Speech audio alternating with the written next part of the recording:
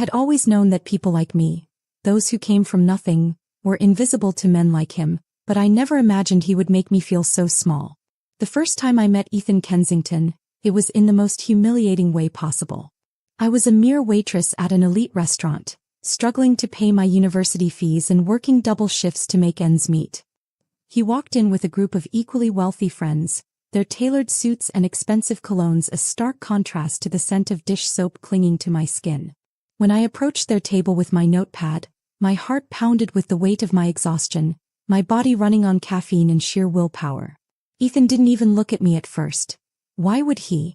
To him, I was just another faceless worker, someone beneath notice. But then, as I placed a glass of champagne before him, my hand slipped slightly, causing a single drop to spill onto the pristine white tablecloth. The air froze. His cold, piercing gaze finally met mine, and a slow, cruel smile stretched across his face. "Wow," he drawled, his voice dripping with amusement. "You can't even handle pouring a drink? No wonder people like you stay in the same place forever." His friends chuckled, their laughter slicing through me like a blade, and heat rushed to my cheeks in shame. I stammered out an apology, but he wasn't done. He leaned back in his chair, arms crossed, and asked, "Tell me, what's your dream? Or do people like you even have those?" I swallowed hard, willing myself to stay professional, but the words escaped my lips before I could stop them. "I want to be a journalist." The laughter that followed was deafening. Ethan smirked. "A journalist? And here I thought you'd at least say something realistic. Maybe aim for a head waitress position first before dreaming too big." The humiliation was suffocating. My fingers clenched around the notepad, nails digging into the cheap paper, but I refused to cry. Not in front of them. I turned to leave, but before I could escape, Ethan spoke one last time. "People like you are meant to serve, not to dream. Remember that." His words haunted me long after the restaurant doors had closed behind him. That night, as I lay on my lumpy mattress in my tiny apartment, I stared at the ceiling, tears burning the back of my eyes.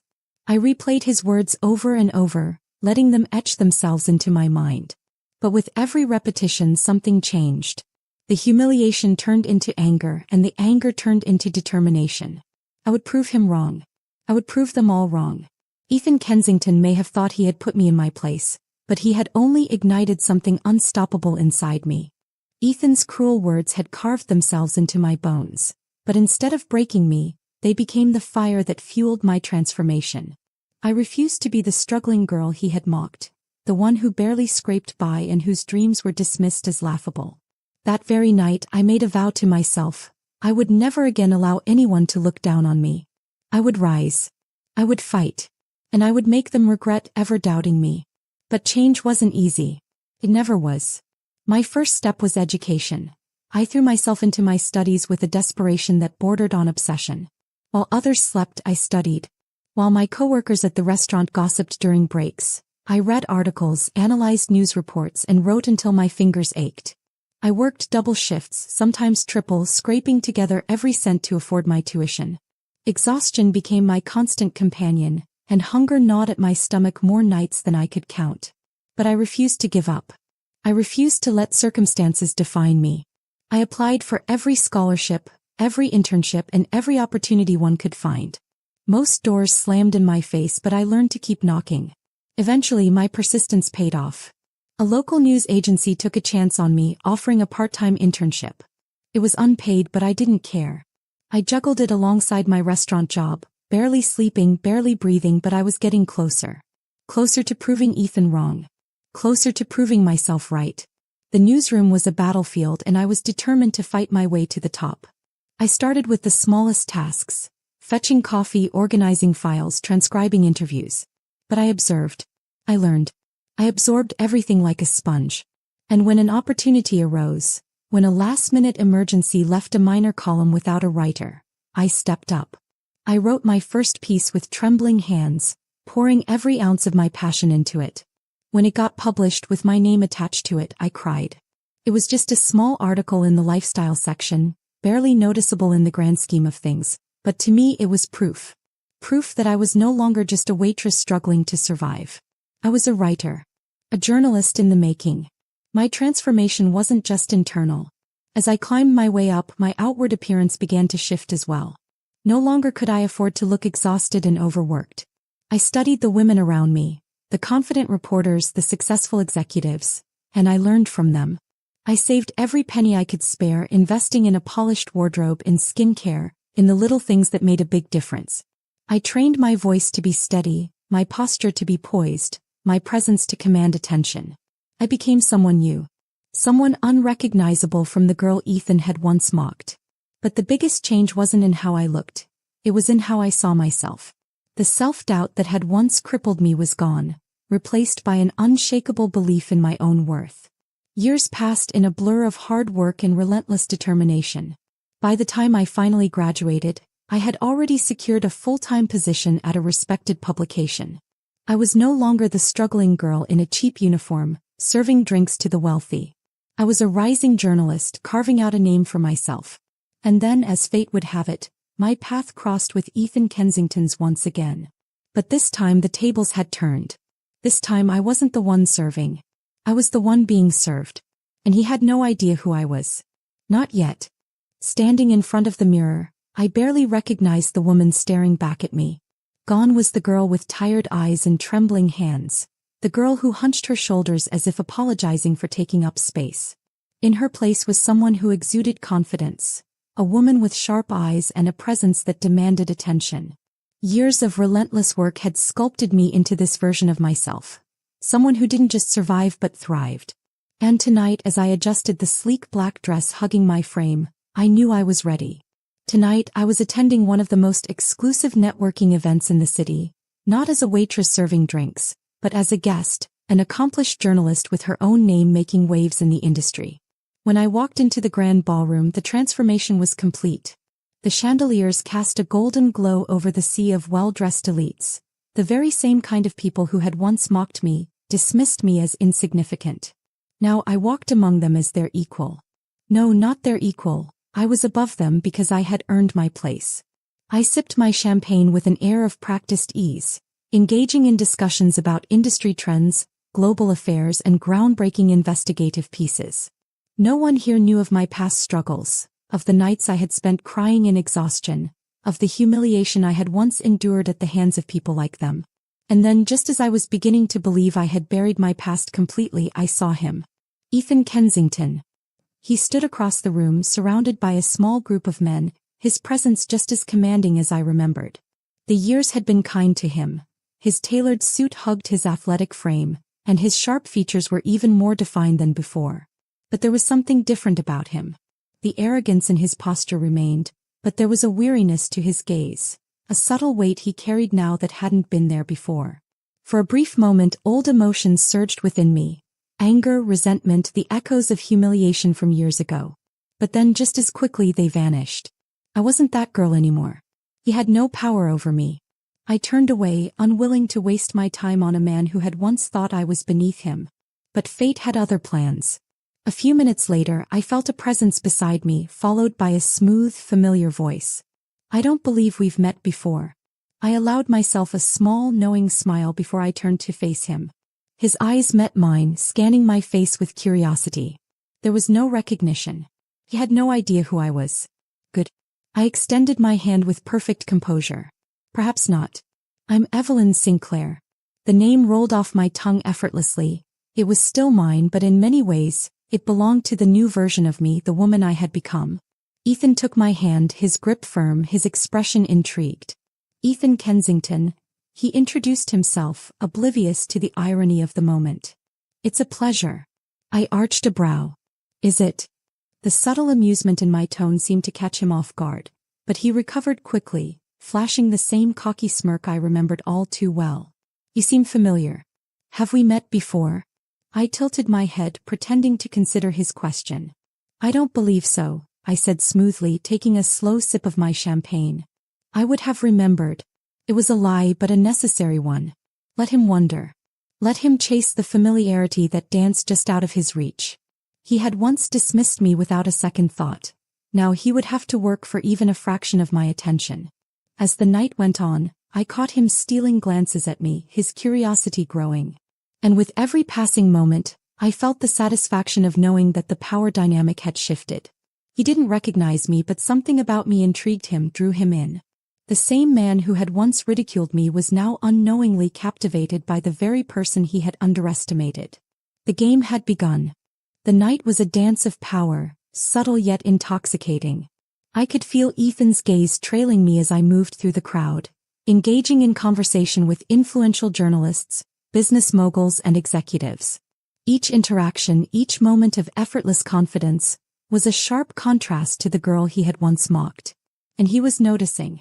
I could see it in the way his brows furrowed slightly whenever I laughed at another man's joke, in the way his gaze darkened whenever I brushed past him without acknowledgement. It was fascinating to watch, the arrogance he once wielded so easily now faltering under the weight of his own curiosity. But I wasn't going to make it easy for him.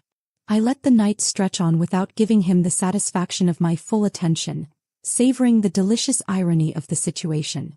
The same man who had dismissed me as unworthy of his time was now eager to steal just a moment of mine. And when the moment finally came, it was almost too perfect.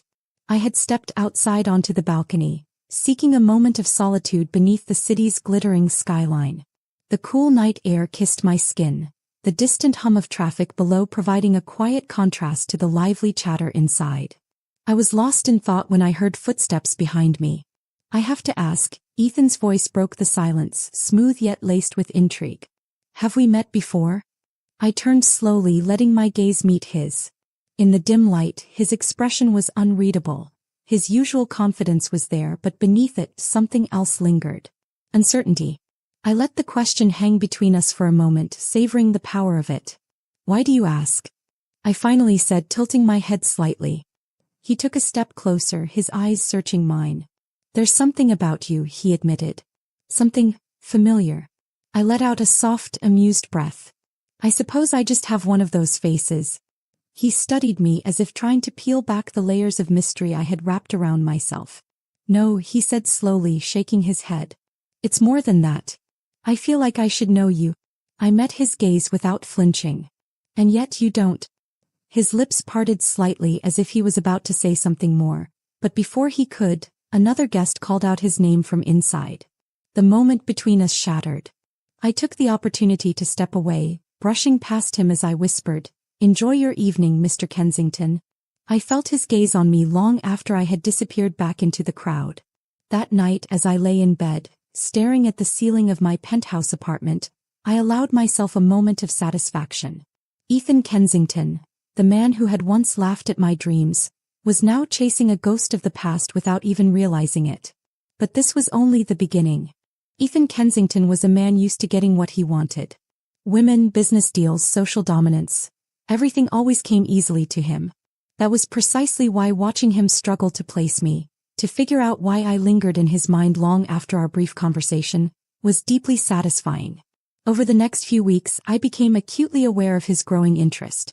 It started with the subtle things, lingering glances whenever we attended the same high-profile events, casual inquiries through mutual acquaintances. Then it became more deliberate. The first time he actively sought me out, it was at a charity gala. I had been sipping wine, engaged in a pleasant conversation with an editor from the New York Times, when I felt his presence before I even saw him. Ethan had a way of commanding a room, but this time his presence wasn't one of effortless arrogance. It was deliberate. Purposeful. He wanted my attention, and for once he wasn't certain if he would get it. "Mind if I steal you for a moment?" His voice was smooth, casual, but I could hear the underlying frustration, the discomfort of not being in control. I turned, offering him a polite, disinterested smile. "I suppose that depends.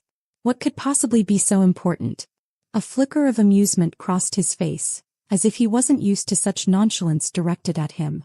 "I just realized I never got the chance to properly introduce myself the other night." "Did you?" I feigned surprise, taking a slow sip of my wine. "I seem to recall you doing just that." His lips quirked slightly as if he recognized the game but wasn't willing to walk away from it. "I meant beyond pleasantries." He gestured toward a quieter corner of the ballroom. "Let's talk." I allowed a moment to stretch between us, feigning deliberation before finally nodding. "All right, but only because I'm curious to see what the great Ethan Kensington could possibly have to say." He chuckled under his breath, shaking his head as he led me away.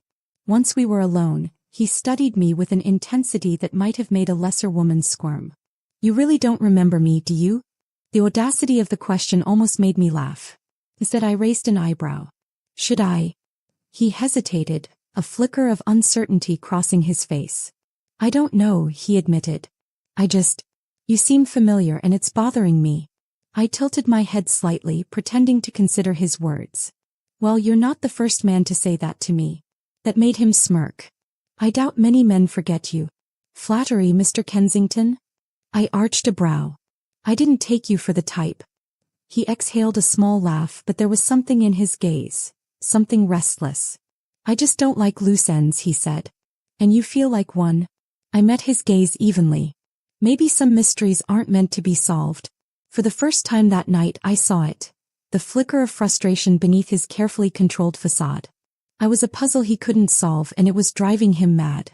I let the silence stretch for just a moment longer before I offered him a polite nod and turned to leave. Evelyn, he called after me. I paused just for a fraction of a second before looking back over my shoulder. Yes. His jaw tightened slightly as if he wanted to say something more. Instead he exhaled. I'll see you around. I smiled. I'm sure you will. And with that I left him standing there staring after me, utterly captivated. Ethan Kensington's interest had officially awakened. Ethan used to control everything. He dictated the rules, set the terms, and decided who was worth his time. But now, for the first time in what I assumed was his entire life, he found himself chasing.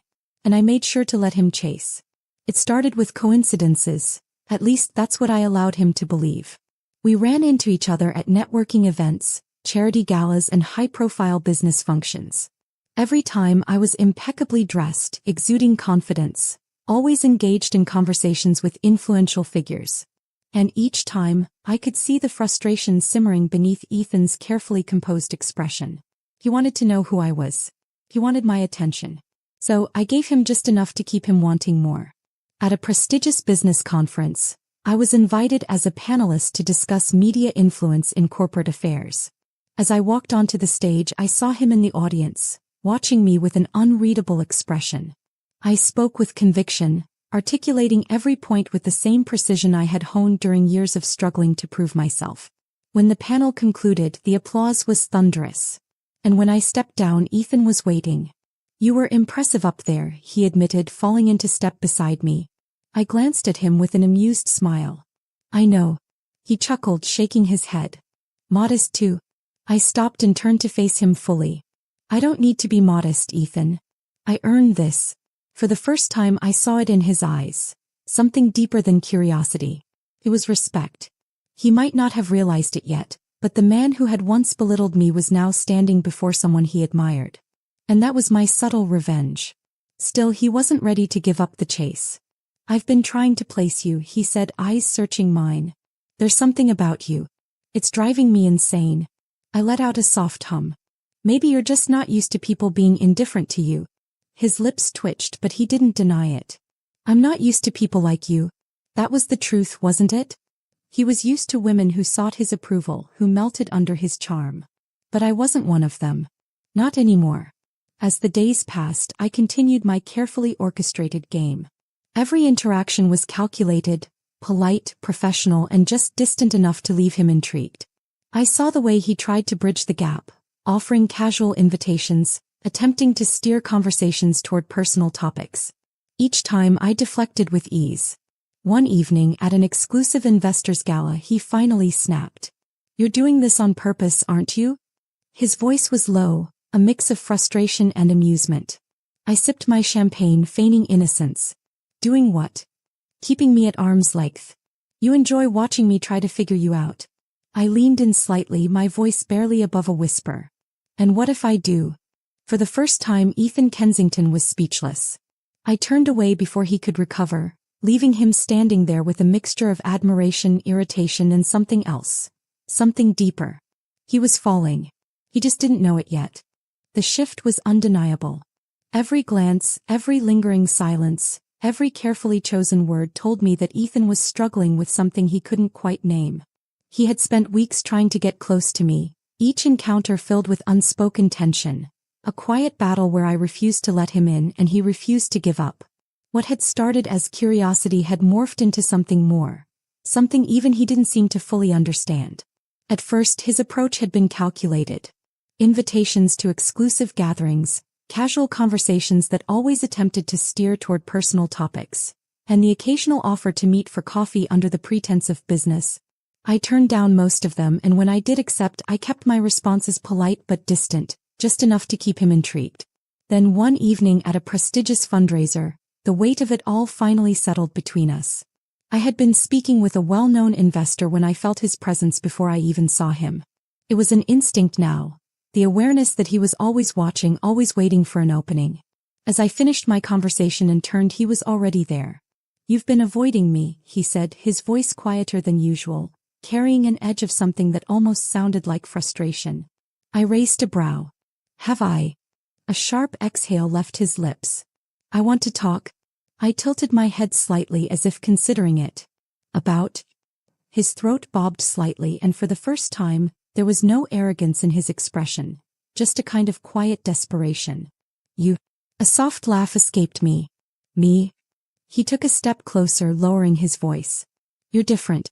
There's something about you that I can't shake." He hesitated, then added, "And I hate not understanding why." It was time. Setting down my champagne flute, I folded my arms. "Tell me something, Ethan," I said, my voice calm, deliberate. "Do you remember a restaurant? 6 years ago. A high-end place, the kind you probably don't even think twice about." Confusion flickered across his face, but I continued before he could respond. "There was a waitress there," I said.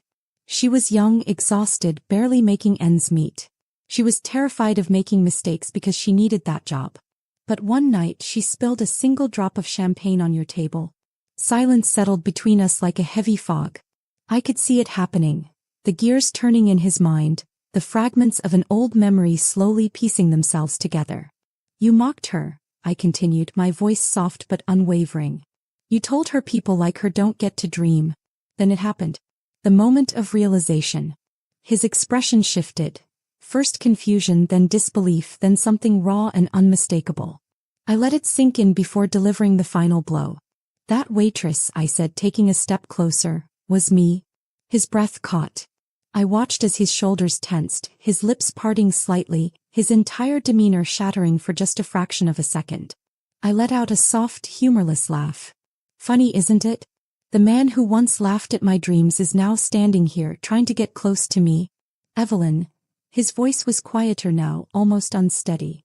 I held up a hand. "Don't." There was no malice in my tone, no need for revenge.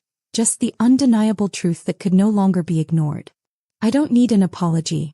What's done is done." But I could see it, the weight of regret settling over him like a storm cloud. He had never expected this, never imagined that the woman he had spent weeks trying to unravel was the same girl he had once humiliated.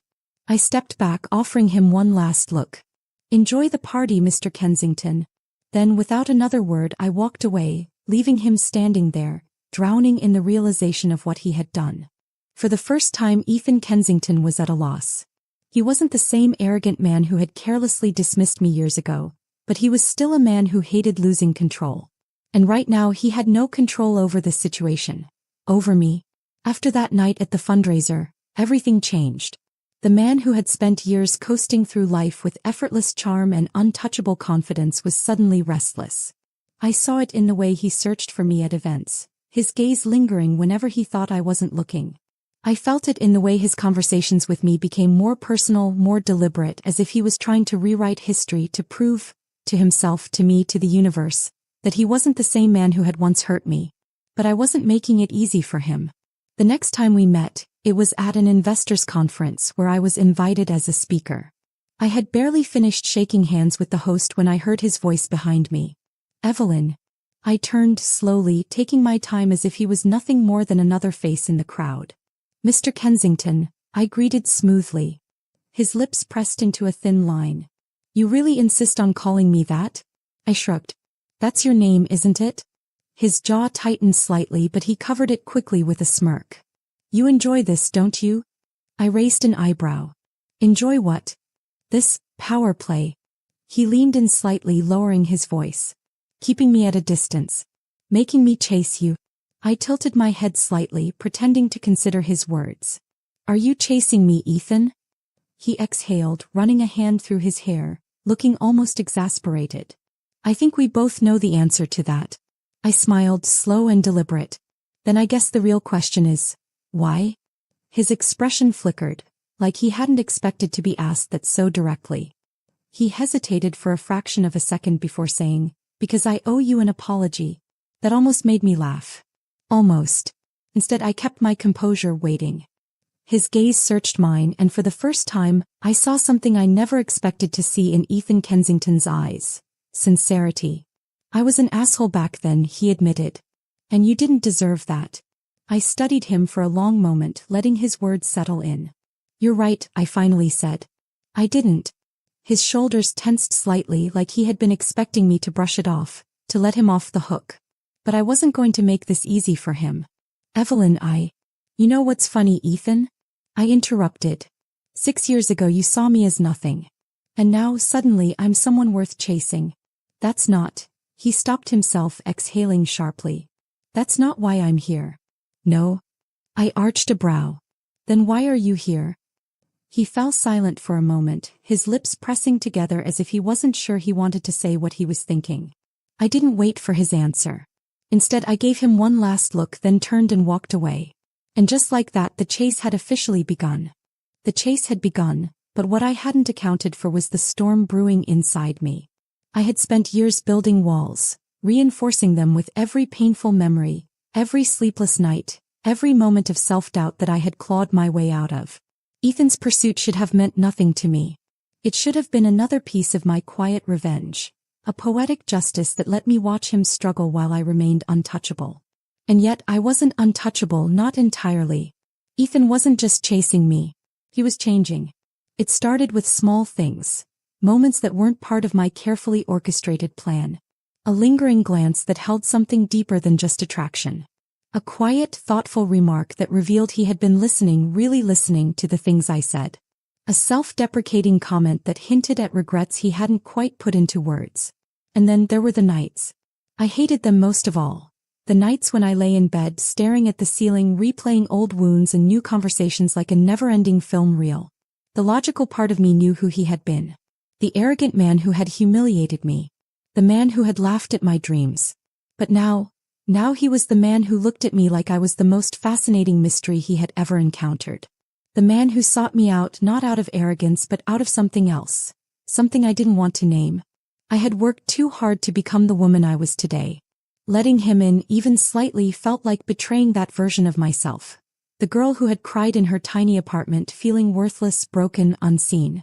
Did allowing him into my life now mean that I was forgiving him for the past? And if I wasn't careful, would I find myself caring? The thought terrified me. At a formal gala a few weeks later, the tension reached its peak. I had been trying to ignore him, trying to keep my focus elsewhere, but Ethan had different plans. He found me near the balcony, away from the noise and laughter inside, his expression unreadable. You're different tonight, he observed. I forced a small, cool smile. Am I? His eyes searched mine. You've been avoiding me. I laughed softly, taking a sip of my champagne. Maybe I just don't find you as interesting as you think I do. Liar. The word was quiet, almost amused, but there was something underneath it. Something serious. I turned to face him fully, raising a brow. Excuse me. Ethan took a step closer, his voice lower now, more intense. You think I don't notice? The way you shut me out the moment things start feeling real? The way you keep running before I can get too close? My fingers tightened around the stem of my glass. You have no idea what you're talking about. His gaze darkened. Don't I? There was something raw in his voice, something dangerously close to the truth. I hated it. I hated that he was reading me too well. That he was getting past the carefully constructed walls I had spent years perfecting. I turned away, setting my glass down with more force than necessary. You're imagining things.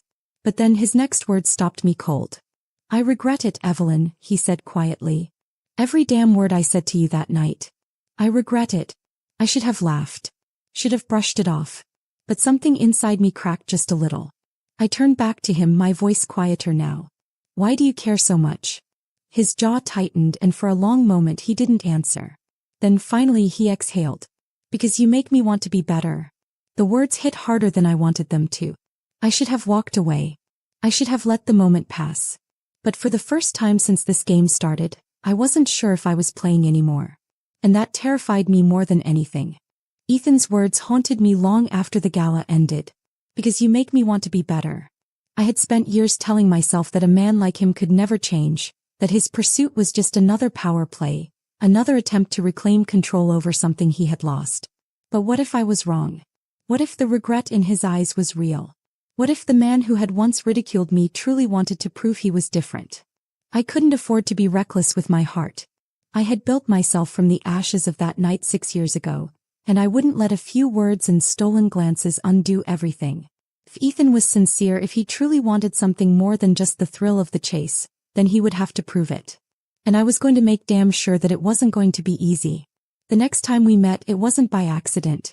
A mutual acquaintance had invited me to an intimate business retreat, an exclusive gathering of high-profile investors, entrepreneurs, and media moguls.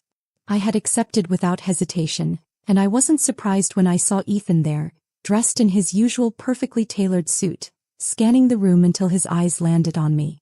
He wasted no time. "You came," he said, approaching with measured steps, as if he was wary that I might disappear at any moment. I tilted my head. "Why wouldn't I?" He studied me for a moment, then exhaled a quiet chuckle. "I don't know. You seem to enjoy keeping me guessing." I smiled, but there was something sharper behind it this time. "Then let me make things clear." I set down my drink, folding my arms.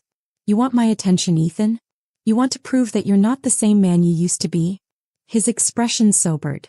"Yes." "Then earn it." He didn't flinch. "How?" I arched a brow. "By doing something you're not used to." He smirked slightly. "And what would that be?" I leaned in, lowering my voice just enough that he had to focus. "Patience." Ethan's entire demeanor shifted. He was used to instant gratification, to getting what he wanted without delay. He was a man who thrived on control, and I was asking him to surrender it. I don't need empty words, Ethan," I interrupted, my voice firm but not unkind. "I don't need extravagant gestures, and I don't need fleeting fascination." My gaze locked onto his, unwavering. "I need to see if you mean what you say. I need time." For a moment, I thought he would argue, that he would flash one of his charming smiles and try to convince me otherwise. But instead he just nodded. "Fully." "All right," he said, his voice quieter than before. "I can do that." I studied him, searching for any sign of insincerity, any trace of the arrogant man I had once known. But all I saw was determination. Still, words meant nothing without action. Over the next few weeks I watched him closely. He didn't flood me with grand romantic gestures. He didn't try to push his way into my life. Instead, he waited. He showed up not in a way that suffocated, but in a way that proved he was serious. He asked thoughtful questions, listened when I spoke, and for the first time, I saw a side of him that wasn't driven by pride or self-interest. One night, at another industry event, I found him speaking with a young journalist, an intern who reminded me too much of myself. She was nervous, stumbling over her words, and I watched as Ethan, the same man who had once mocked me for daring to dream, took the time to encourage her, to offer advice instead of ridicule. It was a moment he didn't even know I witnessed, and that made it even more powerful. Maybe, just maybe, he really was changing. But was I ready to believe it? Patience. That was the word I had thrown at Ethan Kensington weeks ago, fully expecting him to fail the test. But he hadn't. He had waited. There were no desperate calls, no extravagant gifts, no arrogant declarations of love. Instead, he showed up in ways that mattered, not to impress but simply because he wanted to be present. He listened when I spoke, he supported my career without overshadowing it, and most importantly, he never pushed. And yet, I still hesitated. I had spent years guarding my heart against men like him, against the illusion of change. Letting him in meant risking the foundation I had built, allowing myself to believe that maybe, just maybe, the past didn't have to define the present. But belief required proof. And Ethan, whether he realized it or not, was about to give it to me. It happened on a night I least expected. The media industry was cutthroat, and as a rising journalist, I had made more than my share of enemies. One, in particular, was a powerful executive who had made it his mission to discredit me. I had spent months investigating corruption within his company, and as my final report neared publication, the backlash was immediate. Threats, smear campaigns, fake stories about my past meant to discredit my work.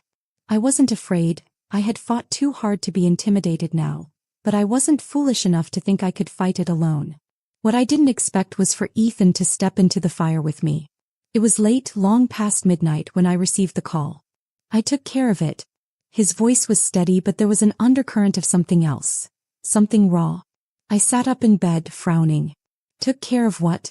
The hit piece they were about to publish on you, he said. It won't see the light of day.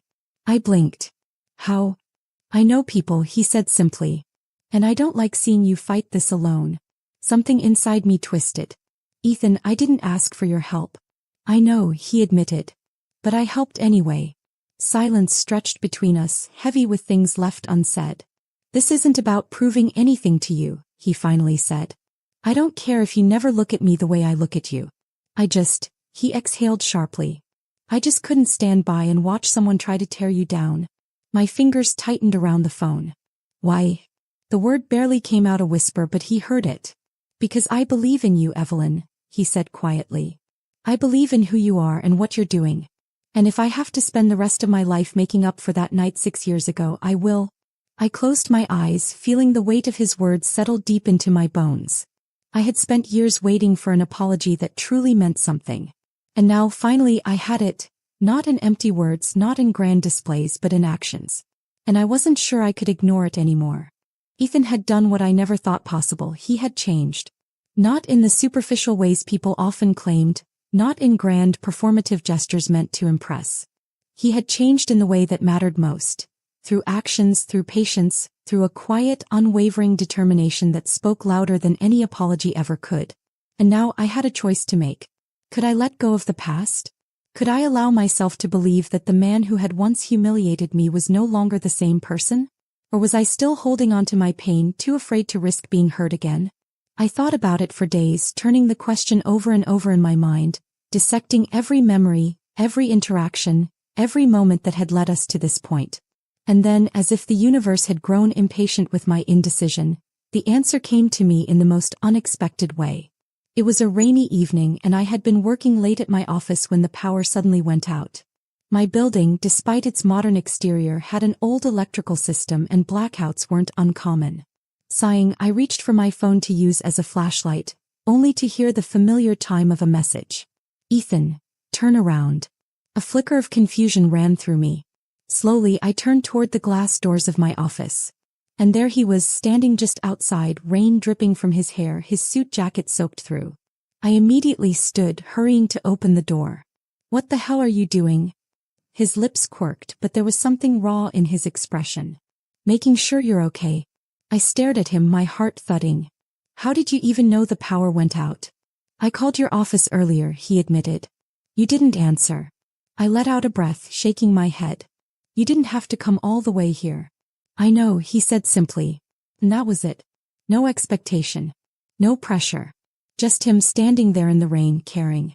I exhaled, closing my eyes for a brief moment before stepping aside. Come inside.